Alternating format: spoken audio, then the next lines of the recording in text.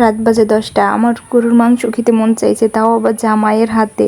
তো জামাই কী করলো, ফ্রিজ থেকে নিজেই মাংস বের করে ভিজাইয়া তারপরে সব কিছু একসঙ্গে দিয়া হলুদ, ঝাল, পেঁয়াজ, রসুন, আদা বাটা, ধনিয়া গুঁড়া, গোলমরিচ, মানে এক কথায় মাংসর ভিতরে যতগুলো মশলা দিতে হয়, ঠিক আছে, সব কিছু একসাথে দিয়া নিজের হাতে মাখাইয়া দেখেন কত সুন্দরভাবে ঢাকনা দিয়া ঢেকে আবার নাড়াচাড়া করছে। নাড়াচাড়া করার পর সে দেখছে যে গোশতে কি আরও তেল লাগবে কিনা, ঠিক আছে।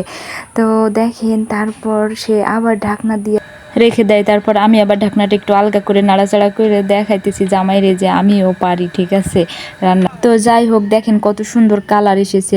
জামাইরে আগে দিলাম, জামাই বেড়াই আবার দেখাই দেয় ওইটা দাও ওইটা দাও। এটা কোনো কথা? খাইতে মন চাইছে আমার, সে কেন খাবে?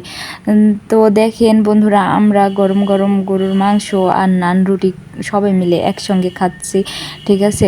আপনারা কে কে গরুর মাংস খেতে পছন্দ করেন আমার মতো, একটু কমেন্ট বক্সে জানাই যাবেন। বিশেষ করে জামাইয়ের হাতের রান্না তো বলা যাবে না, ঠিক আছে, কেমন স্বাদ হয়েছে। তখন জামাই ভিডিওটা দেখা আবার বেশি ভাব বাইরা যাইবে।